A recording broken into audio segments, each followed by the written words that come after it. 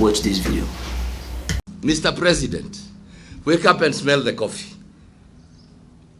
I have listened to you and I have heard what you are trying to do. Those are outdated methods. Maneno ya kuleta Raila, wa Kenya walichoka zamani, ameletwa mara mingi. Hiyo maneno ya kuleta akina Kalonzo, Mr. President, this is a new dispensation, and you know, I want to tell you. We have seen that there are efforts to bring an impeachment motion against the Deputy President of the Republic of Kenya, Mheshimiwa Rigathi Gachagua, with very frivolous accusations. Accusations that when they were in a cabinet meeting, he actually opposed the finance bill. The finance bill, I think we should be clapping for that man, because the finance bill ultimately was rejected by Kenyans. And it says he has a connection with the ground, as opposed to those people who went to parliament to represent people, but no longer represent people, but represent an individual who tells them what to do. This is very, very unfortunate. And we must say that where an impeachment motion is being considered against the Deputy President, I would want to make it very, very clear that that is an affront towards the mountain. And it is really an attack on us as a people. And we will not take it lying, but it has its consequences. Whoever feels that that is the way to go, we kindly tell them, bring it on. We will deal with it when the time comes. But I would want to say that as a wise politician, I do not see the president going along that kind of way. All we need to say is that, yes, this is a country that needs to be settled and progress. We have already lost 2 years. A whole year is lost now in the bickering and the Gen Z demonstrations. It's time to bring back the country to calmness. We know we still have the issue of the cabinet secretaries to be looked into. Mine is a rallying call I have made to MPs and everybody else who will be involved. Please listen to the ground. Usisimame hapo unasema sisi wa Kikuyu. Ngomwambia no. Hiyo lugha wacha. If you must say sema sisi watu ya Central Province. You know, it's the same thing, but it is softer. Huh? Just the same way, I cannot say sisi wa Kalenjin. Sisi watu ya Rift Valley, namna hii, you know. So, you know, and it's just figure of speech so that you don't send a connotation of the wrong things. Tulikuwa na candidate wetu naitwa Mwaura. Hatukumpigia kura. Kama tungekuwa wa kabila tungepigia yeye. Uhuru Kenyatta mtoto wetu alikuwa ametuambia pahali tutaenda. Tukasema hapana. Tulichagua William Samoei Ruto. Tulimchagua hatu kumchagua. Alikuwa Mkikuyu. Alikuwa Mumeru. Alikuwa Mwembu. Sisi tulimchagua kwa sababu sisi ni wazalendo wa Kenya. And we had a Kikuyu kwa hiyo ballot. But we did not. So, when we call for our unity, let people not equate our call for unity to tribalism. We are now classified as a middle-income country, right? Generally. Kenya. Not generally, we are classified. Yes. We are not a HIPIC, highly indebted poor country, we are not. Now, when you talk of slum upgrading, is your policy to eliminate slums or to upgrade slums? How do you upgrade a slum? That could be the terminology that we are using, but basically, you know, we are providing the necessary infrastructure, water, ensuring that the necessary facilities, including electricity, connectivity, and is available, and roads. And the program is well funded by the UN, the European Union, World Bank, and also AFD. So I think that the question is, why are we talking of slum upgrading instead of slum eradication? Maybe that is something we can think about and change the name. Kama mbaya, kama mbaya, kama mbaya. tumeamua ya kwamba tutashikilia huyu kiongozi kwa nguvu yoyote ambayo ile tuko nayo. Hii maneno yote unaona ikifanyika, tunasemanga hii ni chakula ya mugedi. Kama mbaya, but he will not be taken through that. Hatutaruhusu. He will not be taken through that. Hakupewa kiti na mtu, aling'ang'ania. Na hicho kiti, kura tulizozipiga ndizo zilimpa deputy president. And he is not a deputy president by default. Ni mpango wetu na yeye ndiye ameshikilia mlima. The problem in this government is too much accessibility of State House and our offices by certain crooks who have formed a cartel to be peddling rumors about people, individuals and people, so that they are able to create a wedge. Waingie hapo katikati. Hiyo gia ya kutawanya nyinyi watu wa Mount Kenya iko juu sana, na mtaangamia mkienda safari hiyo. So it is not right for us to come here, Jane Kihara, tunajaribu kupaka mafuta when we know there is a problem that is being created. And we want to tell them from this position where we are standing, tukiwa na hawa wa Kristo na hawa watu wa mlima, it shall not be allowed. Let it be go, iandikwe kwa rekodi. Let it be, we will not at all, and there will be no compromise for any reason. Yeye amepata, this is 47% of our votes, of the votes that made government. Na ni lazima tukae wapi? Pale. Tusitumike na watu wako nje ya mlima ili hapa tufurugike. Lazima tujue nguvu yetu ndio umoja wetu. Na vizuri, we are warning you. Hii misukasuko, kugongana kidogo, hiyo ni kawaida, ndio watu waweze kufanya nini? Kuelewana. Na that is exactly what is happening. Lakini kuna watu wengine wanatoka huko nje, wanataka kuingia hapa ndani, waonyeshe hii serikali iko na mashida. Mimi vile najua our President William Samoei Ruto na Rigathi Gachagua ni watu wa kuunganisha wa Kenya, ndio hii Kenya yetu iendelee mbele. Mimi huwa siongei sana, lakini nikiongea ninaomba wanisikilize. Na wanisikilize vizuri.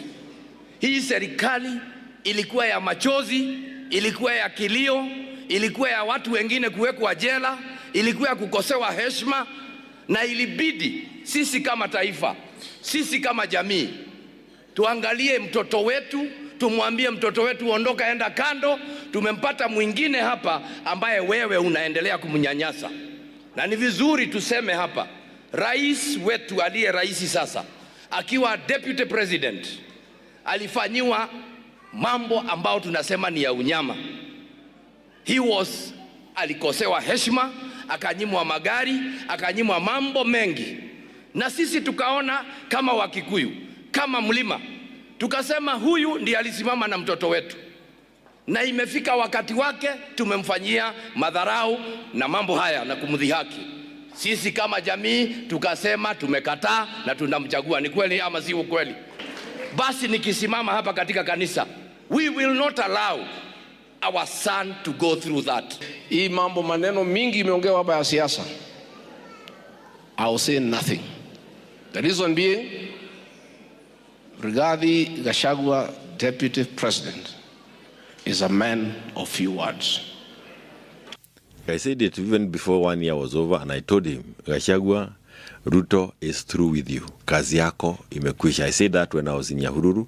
And I think 12 months later, he has come to see that he has been isolated, he's been abandoned, he is alone, his own people are being used, his own friends are being used to fight him. And those friends don't even know that their turn will also come. Ni saa hii tu wanatumiwa kumchapa kabla pia wao wachapwe. The game here is over. Mount Kenya, you don't wake up people from Mount Kenya 50 years down the line, mutakuwa mkisema kulikuwako na uongozi Kenya hii. We have been told of the plans that have been hatched in quiet places. And what are the plans? That you remain out of power for 50 years. We do not have to be in power, but you cannot scheme us out of power. Let it be normal. Yes. And you cannot scheme us when we are alive, listening. Haiwezekani. Yes. So what is the solution here? I mean, like you keep saying, wake up. We are a group of 9 million strong. 9 million strong block of voters in this country. cannot be wished away by anybody. Remember last time? All we need to do is to wake up and avoid being told things that are not adding up. A lot of lies were sold to us last general election.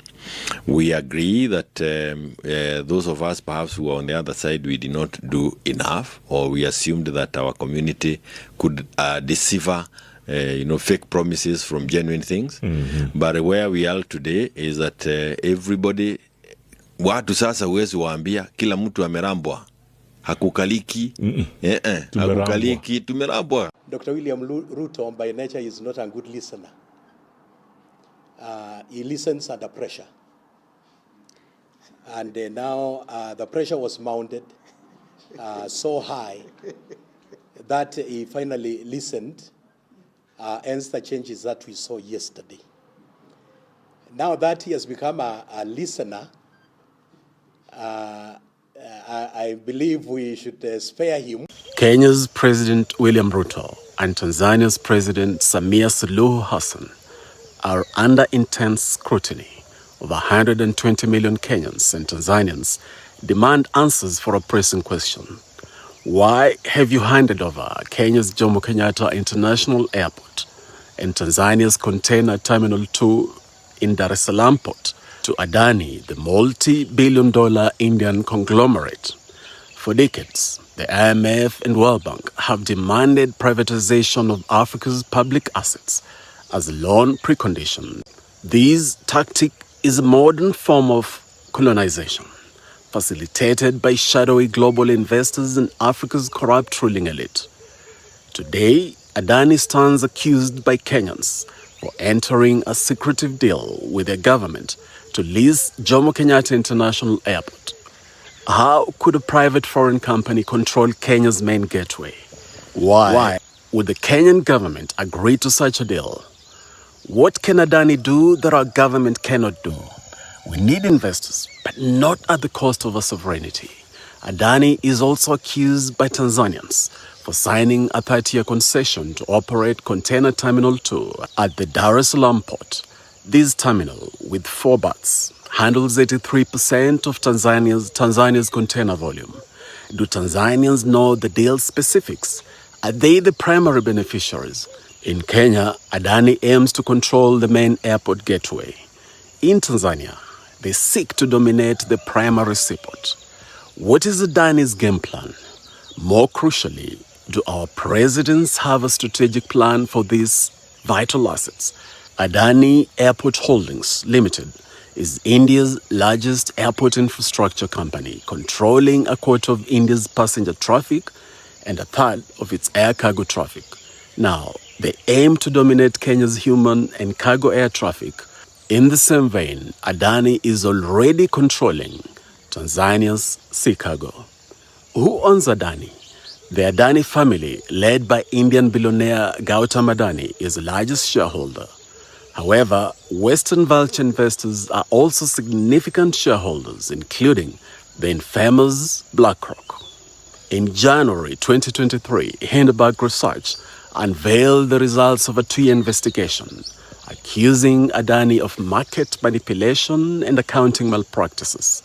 The report alleged that Adani orchestrated the largest con in corporate history through brazen stock manipulation and accounting fraud spanning decades. Why would President Ruto and President Samia Suluhu hand over their country's treasured national assets to such a company? Why did Tanzania's parliament not flag this matter? Africans are increasingly fed up with corrupt ruling elite that repeatedly get into bed with global exploiters. In Kenya, the Adani deal was proceeding smoothly until a bold Senator Richard Onyonka demanded answers, sparking national conversation. Recently, Kenyans have realized that we the people sit atop the pyramid of power and must exercise our power purposefully, persistently, and peacefully. The same must be true for Tanzanians and all Africans. We, the people of Africa, must transform this continent. We must constantly hold our leaders accountable and meticulously develop a new form of Afrocentric governance that is truly responsive to the needs and aspirations of Africans. Oh yeah, thank you guys for being part of this movement, the movement of Kenya and Africa liberation. We are liberating ourselves from being eaten by the colonies, the IMF, dates, economic giants who really want to show themselves that they are able. Thank you so much for contribution to make sure that people get enough knowledge to understand what is there, what is eating Kenya, what is eating Africa, and what we are supposed to put in to make sure that we bring solutions sustainable for the growth of Kenya and Africa.